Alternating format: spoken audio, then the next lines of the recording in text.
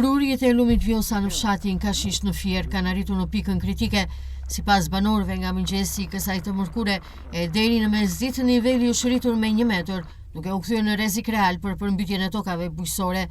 Me këtë intensitet prurjesh, rreziku për të dalë nga shtrati është i madh, thonë ata, ndërsa theksojnë se një nivel i tillë uji nuk e kanë parë prej 4 vitesh. Me këto prurje që ka nis lumi, vështirë do dali. Se nga 7 e mëngjesit deri tash ka ardhur mbi gjysmë metro. E gjithë hapësirën që ka qy, siç e shikoni vet. Gjysmë metro them lart si uju, nuk them kështu shesh. Pranë banesave është. Me këtë ritëm që ka nisur, frikë më kemi. Mirë shtëpit këtu se nuk themi se nuk na zë. Po tokat bujqësore komplet, që janë mbjella me lule shtrydhe, me madhje e 17-s. Daljet përvishme ka patur, po jo ka. Siç është nisur si vjet, ka 4 vjet. Si vjet ka prurje të mëdha. Unë jam i banor i fshatit Kallem Kashisht. Këtu ne në këtë lumin Vjosa gjithmonë jemi përballur me situata të tilla, edhe si vjet ndihet çik frika se po bën 3-4 vjet që nuk ka dalë dhe nuk ka patur rreshje shumë të mëdha shiu, edhe kemi frikë nga përmbytjet se kemi bujqësi, kemi lule shtrydhe, jemi vend bujqësor, kanë mbjell komplet njerëzit mbjelljet dimërore. Jemi të friksuar, thonë banorët, pasi lumi ka vite që nuk ka shkaktuar probleme të tilla në zonë, teksa janë duke monitoruar të alarmuar orë pas ore situatën. Ndërkohë vendimtare sipas tyre mbeten orët e pasditeve, kur pritet të ketë rreshje me intensitet të lartë, si dhe prurje të mëdha, të cilat mund të krijojnë situata problematike. Çfarë masë do marrim vetë? S'kemi çaj bën. Kanalet janë të hapura, prurjet vijojnë, ai s'ka vajtur te kanalet akoma, se ky është vetëm shtrati.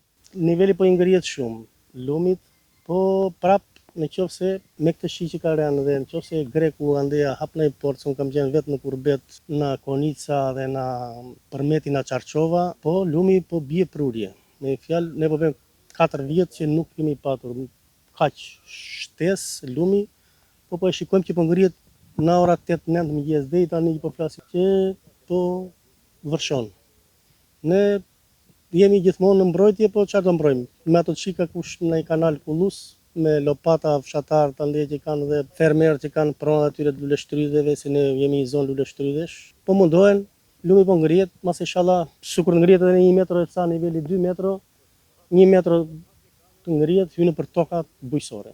Sipas administratorit të njësisë administrative Frakull, Emiliano Braka, banorët janë njoftuar që në orët e para të mëngjesit për rrezikun e përmbytjeve, ndërsa ka theksuar se nëse lumi do të dilte nga shtrati, dëmet që do të shkaktoshin fermerëve do të ishin kolosale.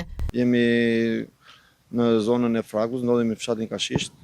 Kemi tek pjesa ku është bërë alarmante përmbytja që mund të shkaktohet nga lumi i Vjos. Lajmëruar gjithë banorët që rrezikojnë në këto përmbytje. Për momentin situata është e qetë, nuk ka se ka në një rrezikshmëri të madhe, por që në njerë dhe me ndihmën e Zotit, duam që mos të ketë prurje akoma më të mëdha, sepse rrezikojnë shumë sera dhe banor, që dëmtimet mund të jenë shumë të mëdha, edhe mund të ketë dëme kolosale të fermerët, por që shpresojmë edhe me sa kemi dëgjuar, dhe përveç kësaj jemi edhe në terren, situata është e normalizuar dhe shpresojmë mos të kemi dëme dhe kjo do ishte gjë e mirë për ne dhe banorët. Ndërkohë vetë fermerët janë duke monitoruar të alarmuar situatën në terren.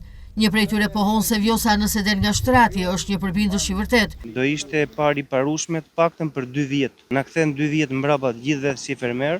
Çështja nuk është se ne nuk kemi frikë nga Vjosa, se është me vërtet një përbindësh i vërtet. Ne urojmë edhe shpresojmë në Zot që të mos ketë dalje, se po doli pastaj me të vërtet ne kemi histori të hidhur me Vjosën dhe në vitet më përpara, në 2015 dhe në 2017 jemi përmbytur, kemi lënë djersën dhe gjakun aty, nuk është faje asnjërit, po jemi si jetim në këtë pjesë, se kemi bërë protesta, kemi bllokuar dhe rrugë. Nuk kemi pas asnjë lloj ndihme as nga bashkia, as nga shteti, as për verifikim se çka ka ndodhur nuk ka ardhur asnjëri. Vetëm Zotit i lutemi që të mos dalë Vjosa, se jemi të pashpresë nga shteti. Gjithsesi, kjo është pjesë e fundit që mund bëj dhe shteti vetë, se ajo është në dorë të Zotit, se është diçka e pa imagjinueshme si fuqi. Vjosa është një tmerr i vërtet po doli.